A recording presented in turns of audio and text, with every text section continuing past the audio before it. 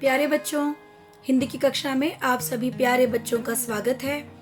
आज हम लक्ष्य हिंदी पाठमाला का पाठ 19 मिठाई वाला, जिसके लेखक भगवती प्रसाद वाजपेयी जी हैं, इस पाठ के प्रश्न उत्तर पढ़ने जा रहे हैं। अपने इस वीडियो को शुरू करने से पहले मैं आप सभी प्यारे बच्चों से निवेदन करती हूँ कि आप मेरे चैनल को ज़रूर सब्सक्राइब कीजिए, मेरे वीडियोस को लाइक और शेयर ज़रूर कीजिए, बेल आइकन को प्रेस कीजिए, जिससे आपको मेरे वीडियोस के नोटिफिकेशन मिलते रहेंगे।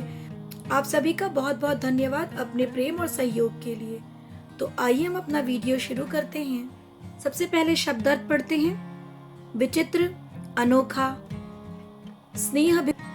स्नेहपूर्ण, हर्ष से गदगद, खुशी से भर उठना, विस्मय, हैरानी, प्रतिष्ठित, सम्मान प्राप्त, मादक, नशीला, पुलकित, प्रसन्न, अप्रतिभ, उदास, स्मृति, याद, अधीर, व्याकुल, विधाता, ईश्वर, अस्थिर, चंचल, उद्यान, बगीचा, क्षीण, हल्का, संशय, शक, अतिशय, अत्यधिक, तत्काल, तुरंत। बहुविकल्पी प्रश्न। खिलौने वाले की क्या विशेषता थी कि सब बच्चे एवं बूढ़े उसकी ओर आकर्षित हो उठते? उत्तर है, वह विचित्र, मादक, मधुर स्वर से गाता था। दूसरा प्रश्न। रोहिणी को कौन सी बात अजीब लगी?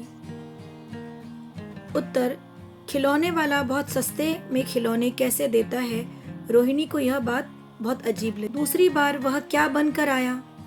उत्तर, मुरली वाला। खिलौने वाला किन किन रूपों में आया? उत्तर है, मिठाई वाला और मुरली वाला। मौखिक प्रश्न। खिलौने वाले का व्यवहार कैसा था? उत्तर, खिलौने वाले का व्यवहार बहुत अच्छा था। वह बच्चों से प्यार करता था, मीठे स्वरों में गाने गाकर बच्चों का मन बहलाता था। मुरली वाला देखने में कैसा था? उत्तर, मुरली वाला दुबला पतला युवक था। उसकी उम्र अधिक नहीं थी, यही कोई 30-32 का होगा। रंग गोरा था, बीकानेरी रंगीन साफा बांधता था। विजय बाबू ने मुरली वाले को ऐसा क्या कहा कि वह अप्रतिभ हो उठा? क्या उनका कथन सही था? उत्तर, विजय बाबू ने वास्तव में मुरली वाले को झूठा कहना चाहा कि वह 2-2 पैसे में ही मुरलियां बेचता होगा, पर एहसान का बोझा विजय बाबू पर लाद रहा है। विजय बाबू की यह बात पर मुरली वाला अप्रतिभ हो उठा। वास्तव में उनका यह कथन सही नहीं था। आइए बच्चों, लिखित प्रश्न उत्तर पढ़ते हैं। पहला प्रश्न। मिठाई वाला अपना सामान बेचने गलियों में क्यों घूमता था? उत्तर है, मिठाई वाला अपना सामान बेचने गलियों में इसलिए घूमता था क्योंकि उसकी पत्नी और बच्चे अब नहीं रहे थे। वह अपने बच्चों की खोज में ही निकला था। वह सोचता था कि उसके बच्चे अंत में होंगे तो यही कहीं, आखिर कहीं न कहीं जन्मे होंगे। यहाँ बच्चों को देखकर उसे संतोष होता था, नहीं तो घुल घुल कर मरता रहता। यहाँ आकर उसे उन बच्चों की झलक सी मिल जाती थी। उसे ऐसा लगता था कि इन बच्चों में उसके बच्चे भी हंस खेल रहे हैं। अगला प्रश्न। रोहिणी ने दूर से मुरली वाले के लिए क्या अनुभव किया? उत्तर है, रोहिणी ने जब मुरली वाले का स्वर दूर से सुना तो उसे तुरंत खिलौने वाले का स्मरण हो आया और मन ही मन में सोचने लगा कि खिलौने वाला भी इसी तरह गा गा कर खिलौने बेचता था। अगला प्रश्न। मिठाई वाले ने अंत में पैसे क्यों नहीं लिए? उत्तर, मिठाई वाले ने अंत में पैसे इसलिए नहीं लिए क्योंकि वह पैसों के लालच में वह वहां नहीं आता था। उसके पास पैसों की कमी नहीं थी। उसे बच्चों की मुस्कुराहट से जो संतोष मिलता था, वह उसी की तलाश में वहां आता था।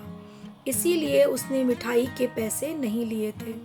पाठ में फेरी वाला 3 रूपों में आया था, फिर पाठ का शीर्षक मिठाई वाला ही क्यों रखा गया? क्या कोई अन्य शीर्षक हो सकता था? उत्तर, पाठ का शीर्षक मिठाई वाला इसलिए रखा गया क्योंकि पाठ बच्चों पर आधारित है और बच्चों को मिठाई अच्छी लगती है। फेरी वाले का व्यवहार बहुत मधुर तथा मिठास से परिपूर्ण था और मिठाई भी मिठास से भरी होती है, इसीलिए शीर्षक मिठाई वाला रखा गया।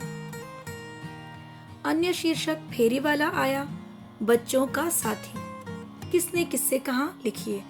जरा उस मुरली वाले को बुलाओ तो चुन्नू मुन्नू के लिए ले लूं।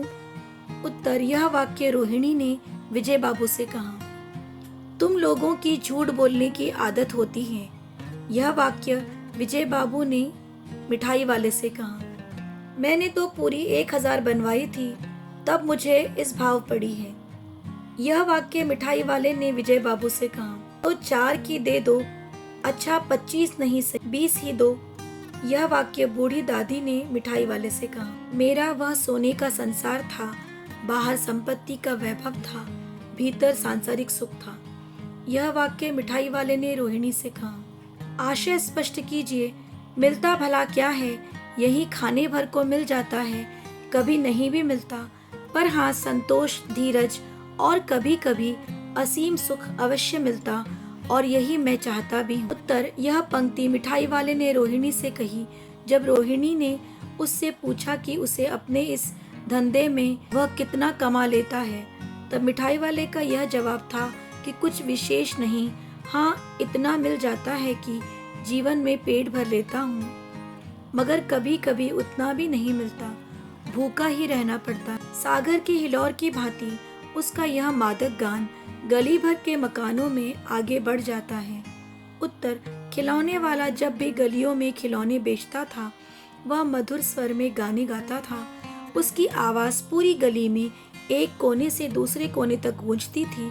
जिस प्रकार सागर की लहरें चंचल तथा अस्थिर होती हैं और एक किनारे से दूसरे किनारे तक दौड़ती हैं, उसी प्रकार खिलौने वाले की आवाज गूंजती थी।